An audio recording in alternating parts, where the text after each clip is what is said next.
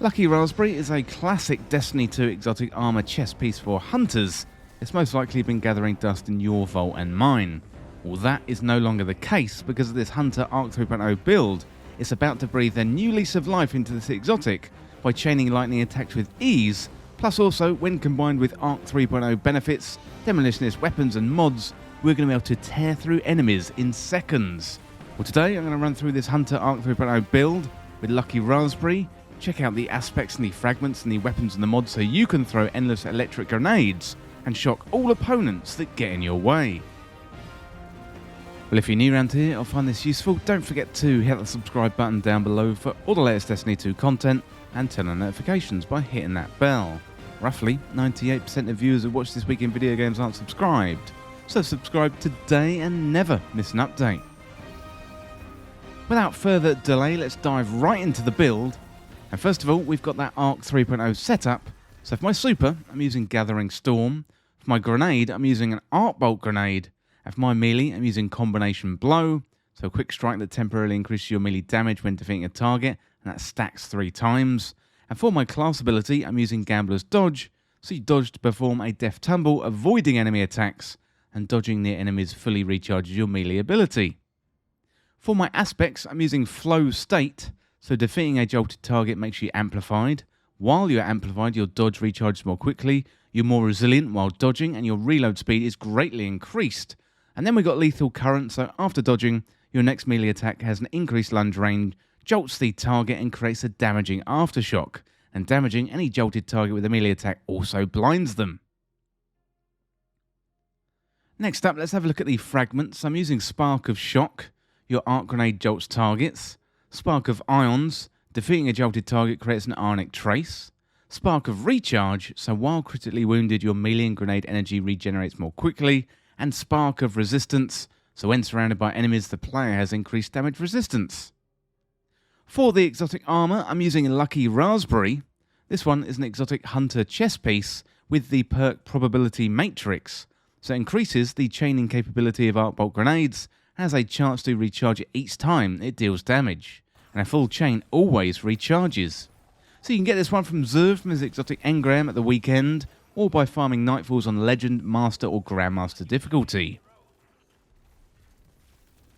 Next up, let's have a look at the weapons. So the key thing with the weapons is to have the perk Demolitionist, and if you've got one with Adrenaline Junkie 2, then even better. Demolitionist is where kills with the weapon generate grenade energy, and activating your grenade ability reloads the weapon from reserves. And using weapons with Demolitionist is going to help us keep our grenades up pretty much all the time and take advantage of Probability Matrix on our exotic armour. So for my kinetic weapon, I'm using Submission. This one is a legendary kinetic submachine gun with a lightweight frame, meaning the weapon has superb handling. You can move faster with the weapon equipped.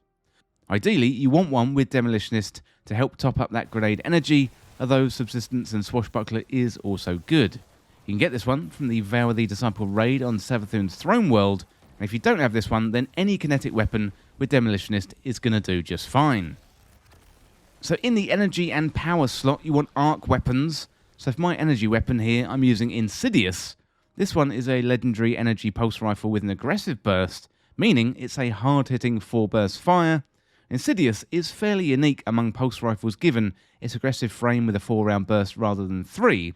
As I mentioned before, this one is an arc weapon, therefore very, very good for arc builds. I've got one with Demolitionist and Adrenaline Junkie, which is absolutely perfect for the build. Also, it's good for Unstoppable Champions this season when you use that Unstoppable Pulse Rifle mod. Again, you can get this one from the Vow of the Disciple raid on Savathun's Throne World. And if you don't have this one, then any arc energy weapon with Demolitionist is going to be just fine. If you want to use another weapon for champions like a scout rifle, then I would recommend Tarnished Metal. In the power slot, I'm using Thunderlord. It's an exotic heavy machine gun, delivers arc damage and has got the perks Rain Havoc. Kills with the weapon generate lightning strikes from above, and Feeding Frenzy, each rapid kill with the weapon progressively increases the reload speed for a short time. And Thunderlord is really, really good for arc builds this season, given you've got intrinsic overload, and that kills your overload champions really, really quickly. For the mods, I'm going to be focusing on my grenades. So first up, Elemental Ordnance. Defeating a combatant with a grenade spawns an elemental well. It matches the subclass energy type. Using bountiful wells, so elemental well mods that cause you to spawn elemental wells now stack, spawning additional wells for each additional copy of the mod you have equipped. For example, I'm using elemental ordnance 3 times and 1 bountiful wells, so for every grenade kill I get, I'm going to generate 3 elemental wells. I'm using Font of Might, so picking up an elemental well that matches your subclass energy type grants you a temporary bonus to weapon damage. And that is about a 20% bonus to weapon damage. So that is really, really useful. And then I'm using mods for champions, so something like Unstoppable Pulse Rifle or Anti-Barrier Scout Rifle. That's going to be really, really good this season. But basically, in the kinetic slot or the power slot, use whatever weapons that you want and match them with champion mods. Well, next up, let's have a look at the gameplay loop you want to go for. So you want to throw grenades, kill targets with demolitionist weapons to top up your grenade energy, jolt enemies, get amplified, throw more grenades, and then rinse and repeat.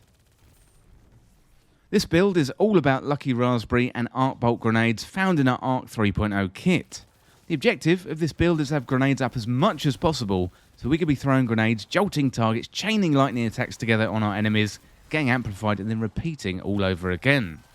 Lucky Raspberry is the key to the build, as this one gives us the perk probability matrix, increases the chaining capabilities of Arc Bolt grenades, has got the chance to recharge it each time it deals damage. We're getting the benefits here of chain lightning attacks on our targets, and also we've got the chance to get our grenade back, meaning we can throw more grenades instantly. So by focusing on demolitionist weapons, we're topping up our grenades even more, plus we're reloading our weapons from reserves, meaning we're going to be ready for all enemies that come our way. So if you don't finish off your enemies with a grenade, you're going to finish them off with your weapons. Regarding the Arc 3.0 capabilities, we are using a combination of flow state, spark of shock, ions and recharge.